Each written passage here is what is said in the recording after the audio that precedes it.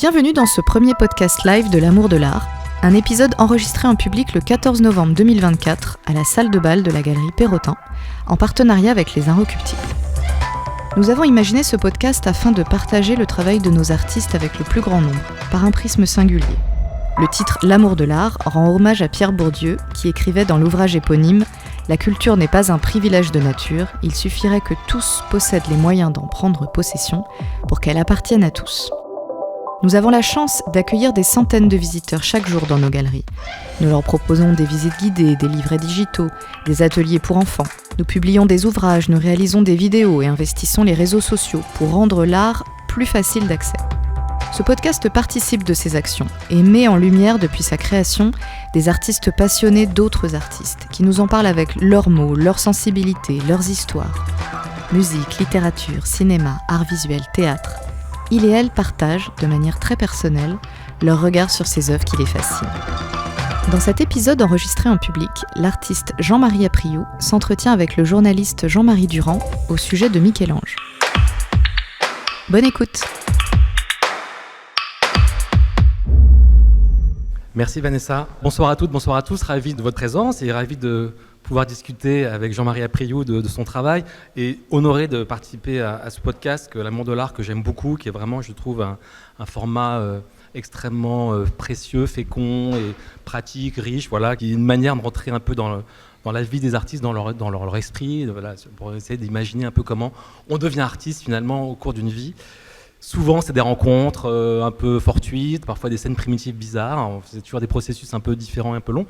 On va voir ce soir avec Jean-Marie comment tu es devenu artiste. Alors, pour peut-être te présenter rapidement, dire déjà que cette rencontre a lieu aussi à l'occasion de ta nouvelle exposition qui vient de commencer la semaine dernière, je crois, il y a quelques jours. Il y a un petit mois déjà, ok, qui s'appelle Exnaute Horizon, qui est une magnifique exposition que je vous invite à aller voir le plus vite possible, qui est ta première grande exposition ici chez Perrotin. Voilà. Alors pour rappeler peut-être un minimum de choses sur ton travail, sur ton statut, tu n'es pas ce qu'on appelle un jeune artiste, mais tu es encore un peu jeune quand même. Disons que ça fait une dizaine d'années que ton travail commence à circuler beaucoup dans le paysage artistique. Tu as été exposé dans beaucoup d'endroits, notamment au Louvre l'an dernier, puisque une commande t'avait été faite par Denis Saint-Gros d'une gravure, d'une eau forte au Louvre quand même. On t'a vu à la Fondation Vuitton, au Consortium de Dijon, chez Lafayette Anticipation, à la Villa Médicis, à la Biennale de Lyon, ou même au Château de Versailles, et même à New York, à Central Park, où tu as des sculptures en plein air. Donc ton travail quand même aujourd'hui est assez visible, en tout cas est assez vu dans le monde entier. Donc, ce qui est intéressant avec ta nouvelle exposition, c'est qu'il me semble, on va en discuter, j'ai l'impression qu'elle concentre, qu'elle cristallise beaucoup de ton travail depuis 10 ans. On retrouve un peu tous les motifs qui animent ton travail, notamment la question, ta fascination que tu as pour les créatures un peu extraterrestres ou marines, un peu étranges. C'est quelque chose qui souvent est très présent dans ton travail. Ton intérêt aussi pour le cosmos, qui est très présent dans cette exposition-là. Le titre de l'expo, d'ailleurs, le traduit. Une fascination qui est d'ailleurs liée aussi à ta fascination pour les exoplanètes, qu'on commence à découvrir de plus en plus grâce au télescope là, James Webb. Voilà. Donc ça, c'est quelque chose qui t'intéresse. Et au-delà de ça, on voit aussi que dans tes motifs esthétiques, il y a beaucoup de choses qu'on retrouve ici, à la fois des inspirations qui viennent de l'art antique, de l'art égyptien. Tu as beaucoup été, je crois, fasciné par la sculpture égyptienne. Je crois même que tu voulais devenir égyptologue dans ton enfance. Et puis, mais aussi la peinture peut-être plus pré-raphaélite, la littérature de science-fiction, c'est très important, la bande dessinée, le cinéma. Enfin, on sent qu'il y a une sorte de multitude comme ça de sources d'inspiration qu'on retrouve dans cette exposition. On va en parler justement. Il y a un très beau catalogue qui vient de sortir. Enfin, c'est pas qu'un catalogue, c'est un livre. Tu peux le soulever parce que là, j'y arrive pas avec mon bras. Qui fait 800 pages. Enfin, énorme livre, très intéressant sur tout ton travail. Et qui a été notamment écrit, beaucoup de textes de commissaires, de conservateurs ont écrit sur ton travail. Et j'en retiens deux qui me semblent intéressants pour un peu définir un peu, disons, globalement ton travail. La commissaire Andressen estime que tu es un martien. C'est intéressant, je trouve, comme expression, un martien. Elle dit pas uniquement parce que on voit des sortes de personnages avec des boules de verre autour des têtes, etc. Mais il y a des personnages un peu asexués, voilà, un peu informes. Il y a aussi quelque chose qui déroute dans ton travail un peu à contre-courant, qui n'est pas vraiment dans l'air du temps, qui est toujours un peu ailleurs.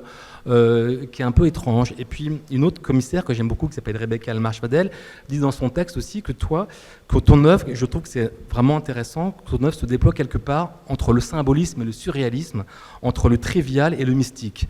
Je trouve que ce carrefour-là peut être intéressant. Alors, on va discuter de tout ça pour que tu nous éclaires un peu où tu te situes,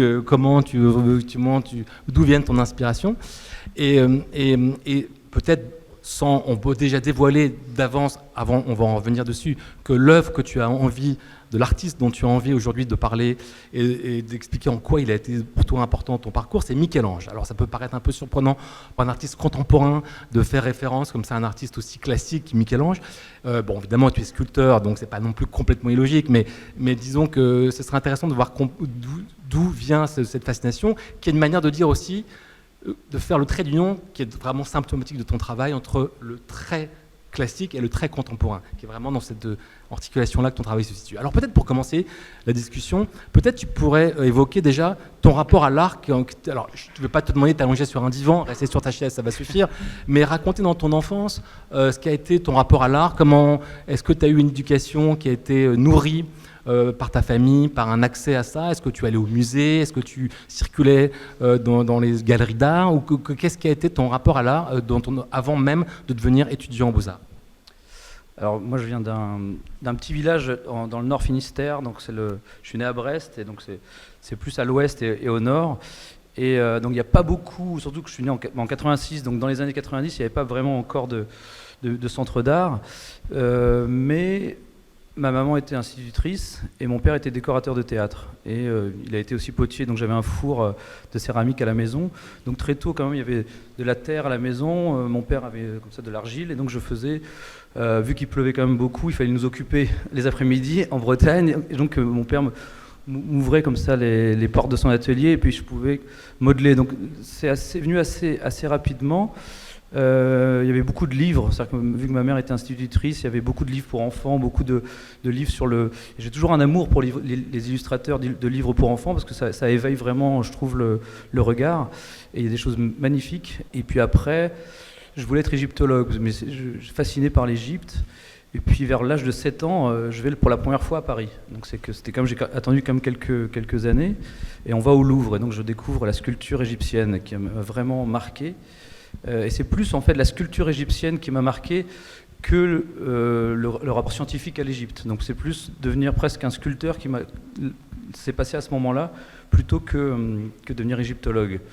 Et puis je découvre aussi Orsay évidemment, donc, et Van Gogh. En Bretagne évidemment, on nous parlait beaucoup de Paul Gauguin, parce que il y avait le musée avec beaucoup d'œuvres de Paul Gauguin à Pont-Aven. Et puis après, le rapport à la sculpture était aussi en Bretagne, il y a des grands calvaires. C'est-à-dire qu'il y a des grands calvaires bretons, ce sont des sortes d'ensembles de sculptures faits au Moyen-Âge avec des sculptures en granit qui recomposent des scènes de la Bible, de l'Évangile. Mais plus que les scènes de l'Évangile, ce qui m'intéressait, c'était surtout en fait que ça fait comme de la bande dessinée en 3D. C'est-à-dire que c'était comme des histoires, des scénettes qui se déploient dans l'espace et qui racontent une histoire. Ça m'a toujours impressionné, ça m'a toujours fasciné. Et je crois que les calvaires bretons sont toujours dans mon parcours un point presque une clé de sol comme ça dans la sculpture pour moi. Et il y avait beaucoup de sculpteurs aussi, donc le granit est très important en Bretagne, il y avait beaucoup de sculpteurs en taille directe. Donc c'est pour ça aussi que tout à l'heure je vais vous parler un peu de Michel-Ange, parce que c'était le rapport à la sculpture est venu de la pierre. Et puis maintenant je travaille d'autres matériaux comme d'autres techniques comme la fonderie, mais finalement le point de départ était pour comprendre la sculpture était une soustraction de la pierre. Donc, donc, pour revenir à ta découverte au Louvre de sculpture égyptienne, c'est quoi? C'est une sorte de révélation? C'est quelque chose comme ça qui te sidère esthétiquement? Parce qu'à 7 ans, être ému par une œuvre d'art, ça ne va pas forcément de soi. Bien sûr que ça existe, mais... Il y a quelque chose d'intemporel, c'est-à-dire que la sculpture égyptienne, nous étions avec mon équipe du studio il y a 3 semaines au Caire pour faire un projet là-bas d'exposition autour des pyramides de Gizeh. Et on a visité le nouveau musée, puis on était déjà allé avec Grim, qui est ici présente, à visiter l'ancien musée du Caire, et on visitait différents temples. Et ce qui m'a fasciné, et ce que j'ai vu là, déjà ce qui m'a fasciné enfant, c'était ce côté intemporel. C'est-à-dire qu'un regard d'une sculpture égyptienne, elle regarde le lointain, l'horizon, et en même temps, elle semble regarder à travers le temps. Et ça, c'était incroyable, qu'on regarde, on fait le tour, il y a des petites... Parce qu'au Louvre, il y a des grandes sculptures en pierre, mais il y a aussi des toutes petites choses. Et les Égyptiens pouvaient faire une miniature d'un scribe ou un grand Ramsès II, et il y a la même force, il y a la même puissance d'une énergie comme ça qui traverse le spectateur et qui traverse même pour eux la mort et l'éternité. Et donc je crois qu'il n'y a pas d'âge pour être... c'est ça qui est un dingue avec l'art, c'est qu'il n'y a pas d'âge pour... Il y a des âges où on lit, où on lit pas, on apprend, mais la force quand même de l'art, c'est de pouvoir parler toutes les langues et de parler à tous les âges. Et ça, enfant, je me souviens que je ne savais pas l'expliquer, je ne savais pas ce qui se passait, mais j'étais fasciné par ce scribe qui est la grande pièce, une des plus connues du Louvre, et d'essayer de la remodeler en terre et arriver chez moi, d'essayer de retrouver dans le regard quelque chose, et c'était compliqué parce que c'est toujours compliqué parce qu'il y a cette beauté qu'on ne sait pas trop d'où elle vient, quoi. Mais cette émotion enfantine, qu'est-ce qu'elle est devenue après en toi? Enfin, en grandissant, elle restait quelque part? Tu en as fait quoi de ça, de ces souvenirs, de ces moments-là de découverte? En fait, à partir de ce voyage de 7 ans, je voulais absolument être artiste. Alors, dès cet âge-là? Ouais, vraiment. Ouais. C'était quelque chose, je ne voyais pas trop j'adorais l'heure d'art plastique, on va dire, à l'école, et je trouvais très très long d'autres matières. Et donc le temps était comme ça un peu, était vraiment relatif en fonction de l'occupation. Et puis le week-end, je modelais comme ça des choses. Tu modelais avec quoi? Enfin, avec de la pâte à modeler ou non, de la terre, okay. L'argile, ouais.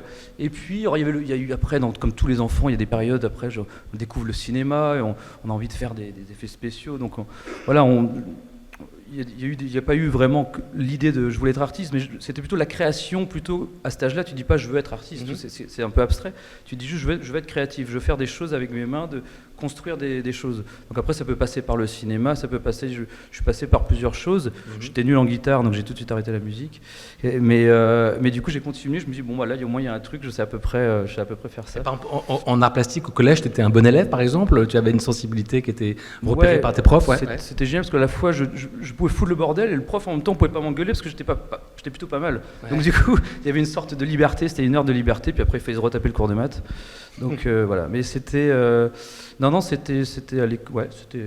Et donc là on parle de ton adolescence tu décides de faire une école d'art, donc les Beaux-Arts de Rennes, quand t'as quoi? T'as 20 ans? Enfin t'as quel âge à ce moment-là? J'avais la chance d'être dans un lycée où il y avait l'option art plastique au bac, donc j'ai fait un bac littéraire avec l'option art plastique, donc c'était quand même le coefficient le plus fort après la philo, donc ça m'a quand même bien aidé à avoir mon bac déjà, donc ça c'était bien. Pour rentrer aux Beaux-Arts il fallait absolument avoir le bac, ce que je trouvais un peu dommage parce que ça ferme la porte à pas mal d'élèves qui n'avaient pas spécialement, je pense, les capacités d'avoir le bac, mais qui avaient une autre manière de voir le monde et qui pouvaient, à 18 ans, les portes des Beaux-Arts se fermaient pour eux. Et puis donc, moi j'ai eu le bac, je suis rentré aux Beaux-Arts à Rennes du coup, parce que c'était un peu la ville la plus grande. Il fallait que je quitte Brest et en même temps il fallait que c'était pas non plus Paris. Donc c'était une ville étudiante, très dynamique et qui était chouette. J'ai passé vraiment 5 années incroyables là-bas.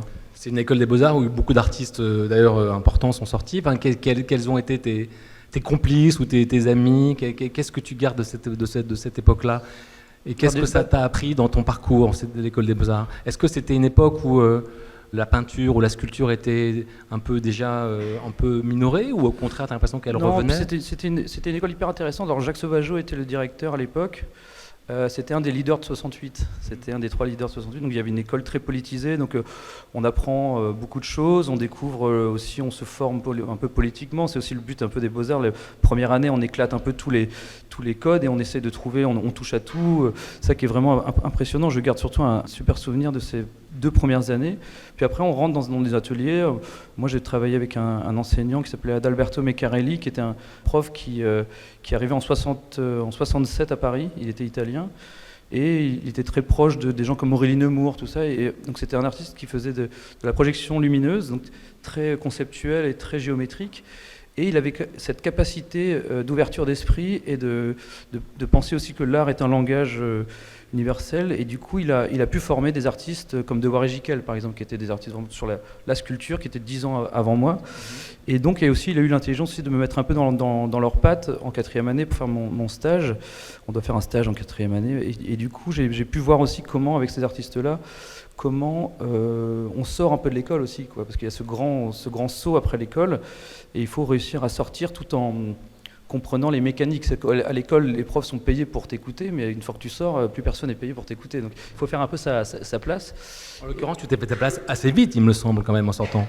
Oui, c'est toujours relatif, mais j'ai une première exposition à la vitrine d'Air de Paris en 2012. Donc j'ai mon diplôme en 2010. Je fais une petite exposition aussi chez Sémiose en 2011. 2012, je fais une vitrine chez Air de Paris. Et du coup, les gens ont commencé à voir un peu mon nom, mais c'est vrai que c'est toujours des moments un peu longs à la sortie des Beaux-Arts, parce qu'on se demande ce qui va se passer. Ouais.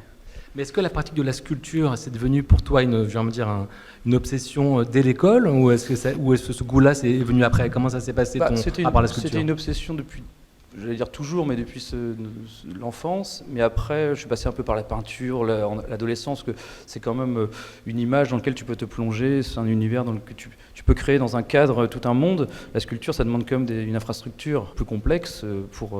Et puis c'est vraiment avec cet enseignant donc d'Alberto, aux Beaux-Arts, où je me mets vraiment à fond dans la sculpture. Je sens que c'est vraiment le médium sur lequel j'ai des idées, où les choses viennent, où je sens que il y a... Et c'est aussi, donc là je fais mes études entre 2005 et 2010, c'était pas du tout encore la figuration. C'est-à-dire qu'aujourd'hui on voit beaucoup de peintures figuratives, beaucoup de sculptures figuratives, mais à l'époque c'était, et même quand j'ai commencé après les Beaux-Arts, la figuration était pas vraiment au goût du jour, quoi. C'était que toi, c'est ce qui t'intéressait déjà? C'était comme, en tout cas, c'est pas si c'est le mot intéressé, c'est comme ça que je m'exprimais, quoi. C'est que c'est pas comme si j'avais vraiment choisi, c'est la manière dont je pouvais m'exprimer. Mais comment toi tu voyais, avant de parler de Michel-Ange, comment tu percevais le paysage de l'art, notamment en France au début des années 2010? Est-ce que tu t'y sentais, à ta place? Enfin, tu sentais que tu étais en raccord avec certaines tendances, comme on dit, ou est-ce que tu te sentais un petit peu déjà un peu bizarre, un peu isolé? Non, pas isolé, parce que les jeunes artistes étaient vraiment cool, et que quand je suis arrivé à Paris, tout de suite, j'ai pu rencontrer des gens très ouverts d'esprit, comme Naïl Beloufa, on a le même âge, il y a eu David Douard, des gens qui ont été importants aussi dans mon cursus, parce qu'ils avaient une énergie, ils étaient là, ils avaient fait les Beaux-Arts de Paris, donc ça a aidé aussi d'avoir fait les Beaux-Arts de Paris, parce qu'ils arrivaient déjà en connaissant un peu le monde des galeries. Moi j'arrivais, je connaissais pas du tout ce monde-là, et ils avaient Naïl, il avait une sacrée pêche, et il avait déjà une carrière avancée, alors qu'on avait le même âge, et donc c'est des gens qui ont été très généreux et qui ont pu vraiment aussi faire un passage de relais après l'école, quoi. Alors, arrivons-en à Michel-Ange, parce que c'est un peu quand même le sujet de cette rencontre essentielle.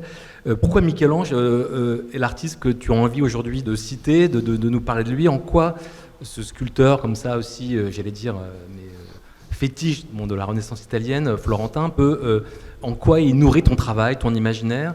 De quelle manière tu pourrais dire que tu es un peu Florentin, de cette manière, en tout cas un de ses héritiers? De quelle manière on pourrait voir ça dans ton travail? Michel-Ange, il y a son histoire qui est fascinante, c'est qu'il vient d'une famille, il est né à côté de Florence, donc une des grandes puissances, c'est une des grandes villes de l'époque, hein. C'est 100 000 personnes, mais c'est une très grande ville pour l'époque, en Occident. Et il naît dans une ville à côté de Florence, d'une famille plutôt... son père venait d'une sorte de petite noblesse, qui était autour d'une famille d'héritiers de banquiers, qui étaient des fonctionnaires, et qui n'étaient pas du tout dans le monde de l'art. Et donc quand Michel-Ange, lui, n'était pas destiné à faire ça, mais il se bat, et je pense à plein d'amis justement qui ont dû convaincre leurs parents qu'ils voulaient faire de l'art. Je trouve que c'était vraiment un bon exemple, c'est que Michel-Ange, lui, il se bat pour rentrer, et il a des capacités, et puis il rentre dans un atelier de Ghirlandaio. Donc il est resté 1 an dans l'atelier de Ghirlandaio, puis après il est rentré sous la protection de Laurent le Magnifique. Donc là on est encore dans la Florence qui est un peu chapeautée par les Médicis. Et donc, avant d'être vraiment une vraie république florentine. Et donc, il connaît comme ça, il rentre, et c'était à contrario de ce que ses parents voulaient pour lui, de ce que son père, parce qu'il a perdu sa mère très jeune, à l'âge de 6 ans. Et donc, il a une sorte, c'est par la force de la volonté de faire ce métier qu'il est arrivé. C'est-à-dire qu'à cet âge-là, normalement, tu rentrais dans un atelier, tu étais prédestiné, tu rentrais dans un atelier très jeune. À 12-13 ans, tu balayais l'atelier, puis après, tu faisais un truc, puis après, on te dit, OK, tu peux broyer les piments pendant 1 an, puis après, tu commences à peindre un peu le fond. Et lui, tout de suite, la sculpture l'a fasciné. Et Laurent le Magnifique donc, le prend et voit le potentiel du jeune homme, quoi. Et il y a une anecdote assez marrante, on ne sait pas si c'est un peu la fable, mais en tout cas elle est intéressante, c'est que Laurent le Magnifique passe, et il avait fait une tête de faune. C'est une des premières sculptures de Michel-Ange, un portrait de faune, donc un vieillard comme ça avec une tête de vieillard, et il avait fait les dents parfaites. Et Laurent passe et lui dit ton faune là, il a vraiment une belle dentition pour un faune. Et Michel-Ange prend le ciseau et tac tac donne 2-3 coups de ciseau et fait sauter quelques dents. Et donc que l'histoire soit tout à fait vraie ou romancée, après, c'est pas l'important. Ce qui est important, c'est de dire que Michel-Ange fascinait ses contemporains parce qu'il avait une capacité à faire presque de la performance. C'est-à-dire que la sculpture était pour lui une performance, était quelque chose, une action. N'était pas le mot classique pour Michel-Ange est un peu compliqué parce que c'était, on va en parler, mais c'était quelqu'un qui avait une sorte d'énergie, de puissance, et qu'on retrouve vraiment dans les artistes. Il y a eu un grand gap après, pendant des années, des siècles, et qu'on retrouve, je trouve, après dans l'énergie, peut-être dans des artistes, mais très longtemps, dans les siècles. C'est comme si tout d'un coup, il y avait eu un moment de non-compréhension de toute la puissance qu'il avait apportée à la sculpture. Mais pour revenir à ta manière dont tu découvres Michel-Ange, tu le découvres comment, ou à quel moment? C'est-à-dire que tu vas à Florence, tu vois la sculpture de David, tu vas à Rome, enfin, tu vois ce que tu découvres et en quoi c'est un choc? J'avais fait un voyage avec l'école, on allait en Italie, voilà, c'était un voyage en 3e ou 4e, je ne sais plus, et donc on voit la Sixtine, on passe évidemment par le Vatican et on voit la Sixtine. Donc au début, comme plein de gens, Michel-Ange, Sixtine, mais bon, avec des milliers de touristes, tout ça, bon voilà. Donc, mais Michel-Ange, beaucoup de gens le disent, ah oui, le peintre, mais en fait, c'est surtout un sculpteur. C'est-à-dire que lui, il n'aimait pas la peinture. Il le disait, on lui a dit, il faut faire la Sixtine, il s'est tapé 4 ans de plafond, puis quelques années après, on lui dit, il faut faire le Jugement dernier, donc qui est dans le fond. Il se retape 50 peintures, mais c'est vraiment pas son truc à la base. Il était vraiment, à l'époque, Michel-Ange disait, l'art majeur, c'est la sculpture, la peinture, c'est un art secondaire. Enfin, ils aimaient bien mettre des classifications, puis il aimait bien aussi faire un peu embêter son prédécesseur, qui était Léonard de Vinci. Donc, il faut imaginer que dans ce siècle-là, il y a eu Léonard, Michel-Ange, Raphaël, qui se sont suivis il y avait 25 ans entre Léonard et Michel-Ange, et je crois qu'il y avait à peu près pareil entre Michel-Ange et Raphaël. Et donc il y avait tout d'un coup une sorte de vague comme ça de génie, et Michel-Ange aimait bien un peu aussi taquiner c'était une sorte de compétition, c'était presque comme des rappeurs de l'époque, ils s'envoyaient des petits pics. Mais il y a des histoires comme ça qui sont vraiment fascinantes où la ville de Pise leur commande une fresque et ils arrivent comme des rockstars. C'est-à-dire qu'il y a le carton qui est préparé par Léonard. Léonard se dit, en face j'ai Michel-Ange, je vais prendre mon sujet, les chevaux. Comme ça je suis tranquille, je suis sur les chevaux. Michel-Ange lui se dit, ok, moi je vais prendre les corps, parce que vraiment c'est une scène où les soldats se rhabillent, ils sont nus, ils se rhabillent, ils sont en train de se baigner. Et donc ils prennent tous les deux leur sujet, et c'est un battle presque, je disais, de rap, parce que les gens les accueillent dans la ville avec des flambeaux, tout ça, c'est vraiment des stars, quoi. Et finalement le projet tombe à l'eau, ils le font pas. Bon, voilà, c'est aussi des caractériels. Mais qu'est-ce qui t'a ébranlé intimement quand tu vois le travail de Michel-Ange? Alors là, qu'est-ce qui en toi vibre en le regardant? Alors là, c'est quand je fais mes études aux Beaux-Arts de Rennes, j'ai 22 ou 23 ans, et je décide d'aller du coup à Florence, à Rome, à Florence, et de faire comme ça un voyage pour aller voir ce professeur qui me dit, il faudrait que tu ailles voir, il faut que tu commences un peu par la base, c'est quand même le but aussi d'une école, c'est de jouer le jeu, des fois de commencer par certaines choses. Donc je vais à Florence, et là, d'abord j'arrive à Rome, donc je prends un avion de Paris, j'arrive à Rome, boum. Et là, je vais au Vatican et je vois, donc la première sculpture que je vois vraiment de Michel-Ange, c'est la Pietà qu'il a fait justement à 23 ans. Alors là, j'avais 23 ans, je vois la Pietà qu'il a fait à 23 ans. Tu prends un hypercute direct. Et puis, donc il a fait cette Pietà qu'il a fait vraiment dans le sens, on va dire, où il pousse vraiment la technique. Il veut se faire connaître, il veut briller, et donc il pousse le truc. Et tout le monde dit qui a fait cette Pietà, donc il met même son nom sur le bandeau comme ça sur la poitrine de la Vierge, donc au centre du truc il met son nom pour montrer que vraiment il voulait vraiment percer, parce que comme disait Michel-Ange à l'époque à Florence, il y avait tellement de sculpteurs, tellement d'artistes que il y a une lettre qu'il écrit à son frère ou son père, il dit si tu t'arrêtes de travailler 2 minutes, quelqu'un prend ta place. Donc il y avait une compétitivité énorme, il faut imaginer que c'était vraiment une époque où c'était tendu, quoi. Et en plus que des génies autour, donc il y avait c'était quand même un peu balèze. Et donc je vois cette sculpture, et là, en fait, je comprends que c'est plus que la réalité, ce qu'il aime représenter, c'est une idée, quoi. C'est-à-dire que la Vierge, si elle se lève, elle est gigantesque. En fait, il change les proportions de la Vierge pour qu'en fait, elle accueille le Christ, et donc le Christ est presque au second degré, au second niveau, et c'est vraiment le bas est très sculpté avec un drapé, donc il creuse pour donner des ombres et des lumières, donc il creuse le marbre pour en fait presque peindre avec la lumière, et en haut on arrive sur une sorte de visage très très lunaire comme ça, où on est qui capte la lumière au maximum et qui a presque pas d'ombre. Et donc là je comprends qu'une sculpture aussi, c'est pas que ce que ça représente, c'est pas spécialement l'idée de représenter une mère éplorée avec son fils dans les bras, c'était surtout que c'est une pyramide de la lumière et des ombres. Et c'est des pleins et des vides, et c'est une composition. Et après, donc, ce même voyage, je vais à Florence, et là, je prends vraiment la claque. J'arrive à la galerie de l'Académie, donc c'est là qu'il y a le grand David, qui est connu pour ça, qui était avant sur la place devant là où était brûlé Savonarole, je ne sais plus comment il s'appelle cette place, ouais voilà, la grande place, et donc elle a été mise après au 19e siècle, je crois, dans le musée, et là, et surtout ce qui me marque, c'est donc il y a le David, tout le monde est devant le David, tous les touristes sont devant le David, mais il y avait de la place, il y avait tous les esclaves, ce qu'on appelle les esclaves ou les prisonniers de Michel-Ange, et là c'est le Non Finito.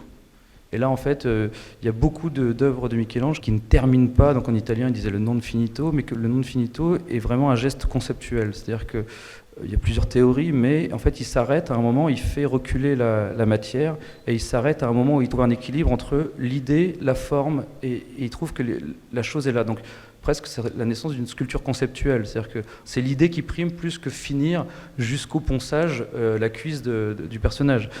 Et donc il travaille d'une manière assez intéressante, c'est qu'en fait il plongeait, il faisait vite fait un personnage en argile, il le plongeait dans une bassine et il recouvrait de lait. Et donc il écopait au fur et à mesure le lait, donc le niveau de lait descendait de la baignoire, de la bassine, et un coude, un genou émergeait.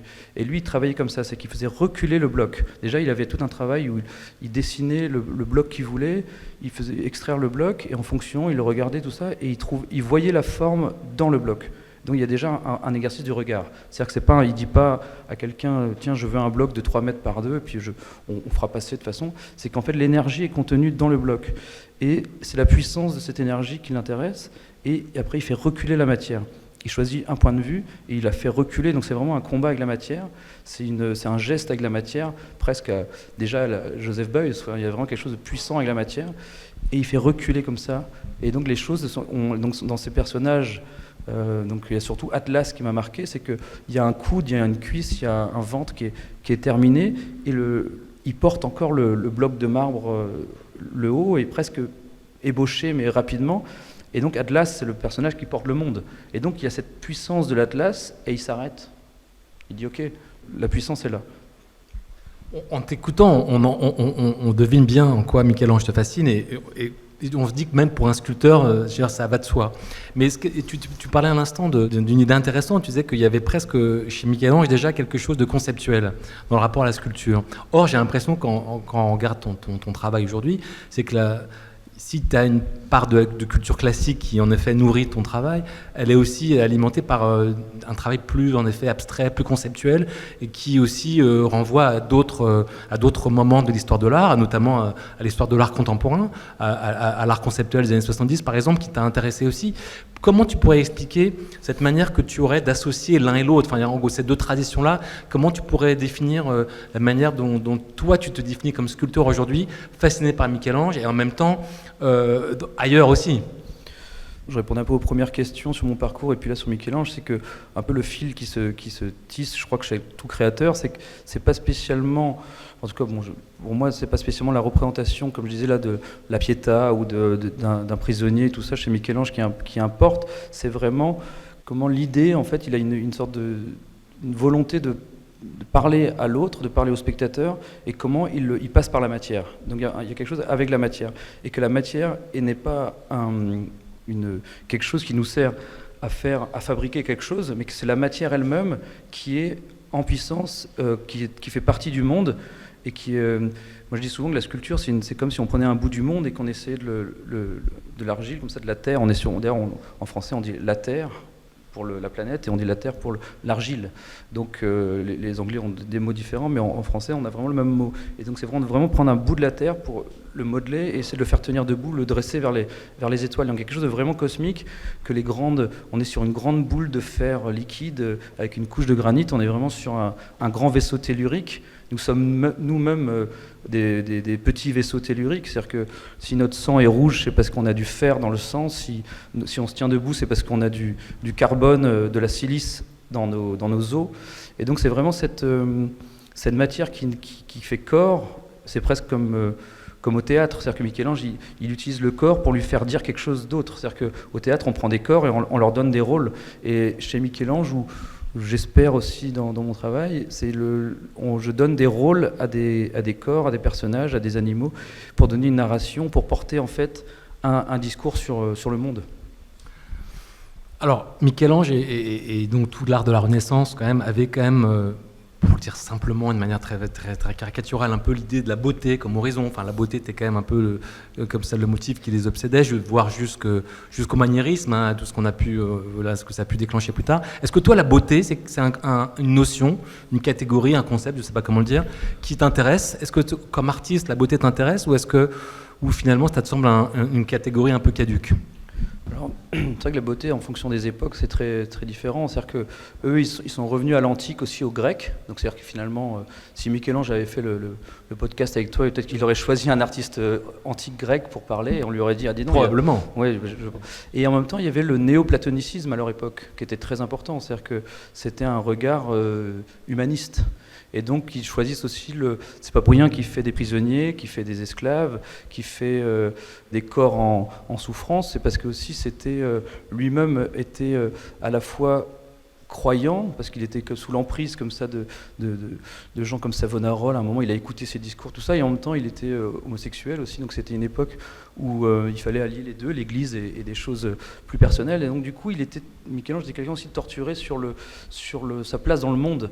Et donc, après, il y a eu le maniérisme, c'est-à-dire que les gens ont voulu faire à la manière de Raphaël, à la manière de Michel-Ange, mais pour eux, je ne sais pas si on peut parler de classique vraiment pour eux, parce que c'était inspiré par les classiques, mais c'était un moment vraiment... la manière dont il attaquait le bloc, c'était tellement un geste puissant et non classique que pour lui, ça ne pouvait pas être classique. C'était une réponse presque comme il y a eu la performance dans les années 70, comme il y a eu le land art, comme il y a eu des choses comme ça, des gestes pour sortir un peu du cadre du musée.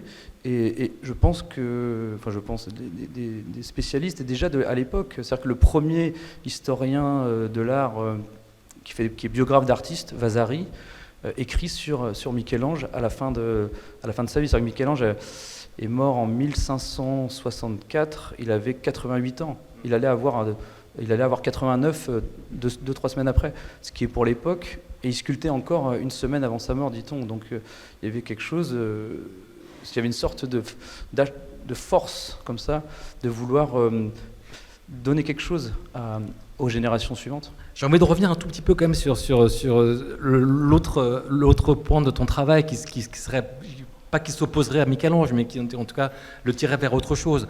Parce que tu ne nous as pas parlé de ça, de ton rapport à la sculpture, disons, conceptuelle contemporaine. Ce serait qui les autres artistes qui pourraient venir aujourd'hui inspirer ton travail, ou en tout cas le nourrir? Comment tu pourrais situer dans le paysage plus contemporain? Alors, il y en a eu plusieurs, c'est pour faire un peu de sens.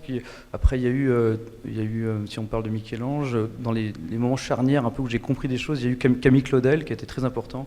Et là, c'est plutôt pour l'association de matériaux. C'est-à-dire qu'il y a des choses incroyables chez Camille Claudel où elle utilise l'onyx, le marbre, et elle va faire, par exemple, une femme comme ça qui est appuyée contre une toute petite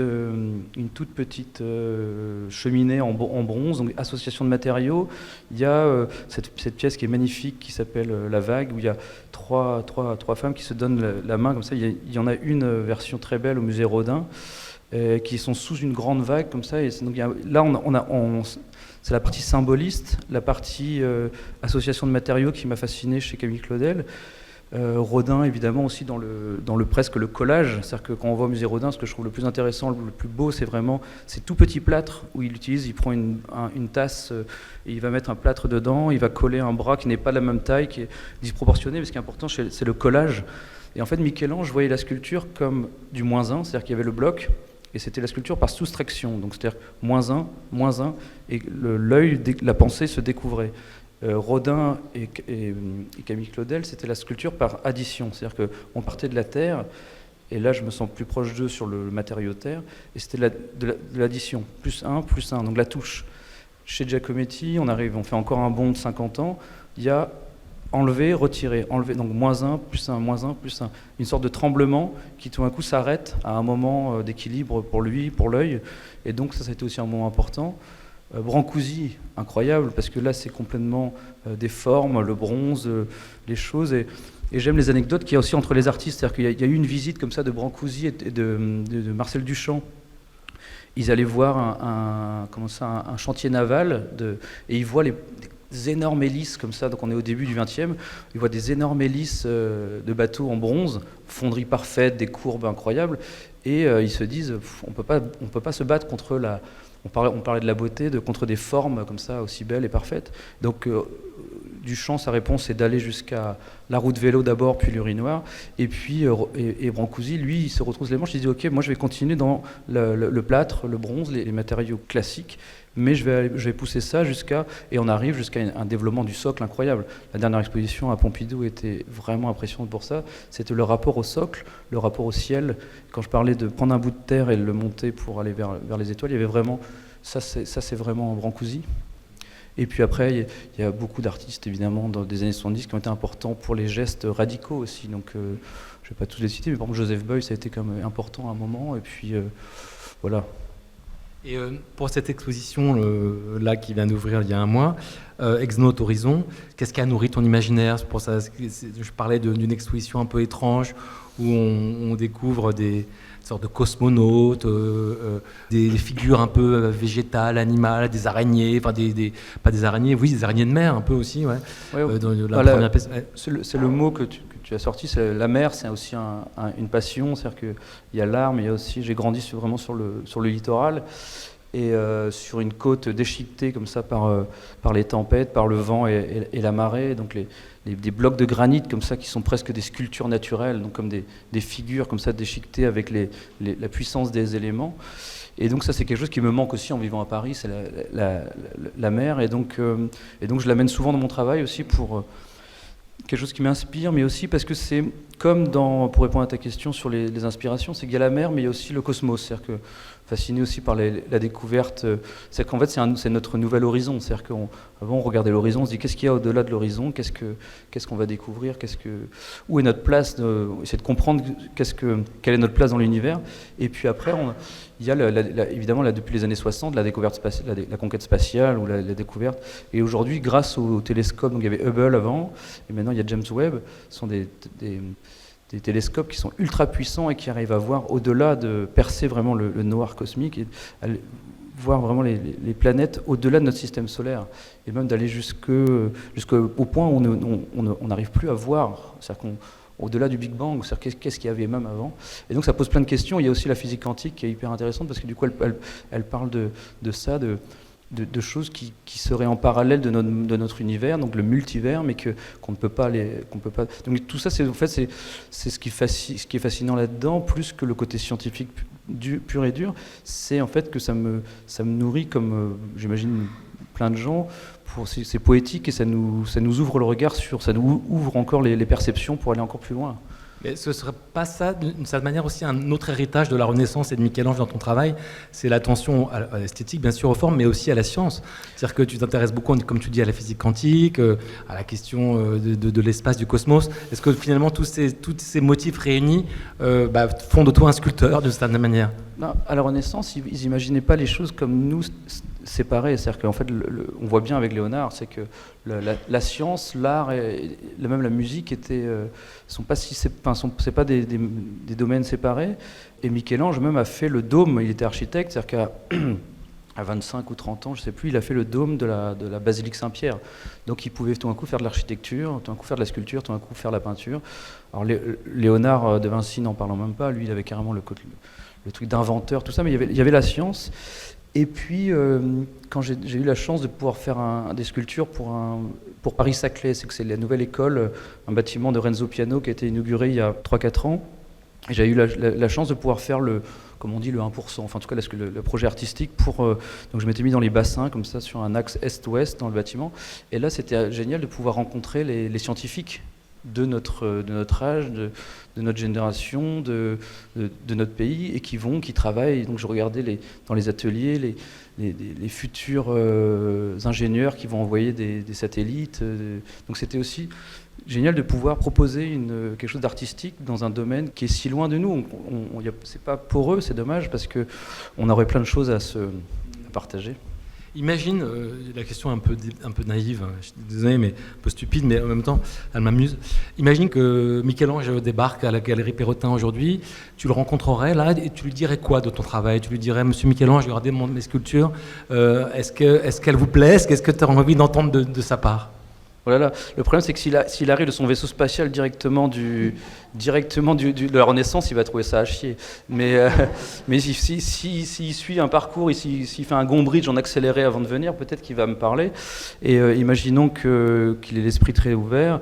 Ce que j'aimerais bien, c'est lui parler de la matière. C'est comment, moi, j'ai une admiration pour le travail de la pierre, de comment il a fait reculer les choses, mais comment, moi, j'ai pris la terre comme la pensée. Et Rodin en parle hyper bien, et Camille Claudel aussi, comment eux, ils pensaient avec la terre. C'est-à-dire que comment le modelage était une forme presque de chorégraphie, et ça, la fonderie le permet. C'est-à-dire que la pierre, on est dans quelque chose, donc Michel-Ange dit la sculpture est dans le bloc. Et à la fin, la sculpture doit paraître plus grande que le bloc, en termes d'énergie, quoi. Et la fonderie, ce qu'elle permet, c'est qu'elle permet de faire des porte-à-faux, de déployer le corps. Donc c'est comme presque un langage de chorégraphe ou de danseur, c'est qu'on fait des gestes dans l'espace. Et d'ailleurs, la manière dont je travaille à l'atelier, c'est un peu comme ça, c'est que je pars d'une barre de fer et je dessine dans l'espace, puis la terre vient, et puis le moulage, et l'image se construit. Ou des fois, pour cette sculpture, par exemple, qui est sur le livre, j'ai construit complètement un bloc d'argile, et j'ai creusé dedans, donc à la manière plus de Michel-Ange, par la soustraction. Et puis après, il y a l'intervention du verre ou l'intervention de la couleur. Et mais je crois que s'il venait, j'aurais plutôt plein de questions à lui poser que sur l'art en général, plutôt que sur ce que j'aurais bien. Si j'avais la chance de pouvoir être avec Michel-Ange, je lui dirais, après la Galerie Perrotin, on prend le train, on va en Bretagne, et comment il sculpterait la mer. C'est-à-dire, j'aimerais savoir comment, parce qu'il a toujours sculpté les corps. J'aimerais vraiment, ça, si je pouvais lui poser une seule question, c'est comment il sculpterait la mer. C'est-à-dire que s'il avait là son ciseau, son burin, il avait les blocs de granit, il était sur le littoral, qui voyait la puissance de l'océan, comment il rendrait ça? Ça, ce serait vraiment fantastique.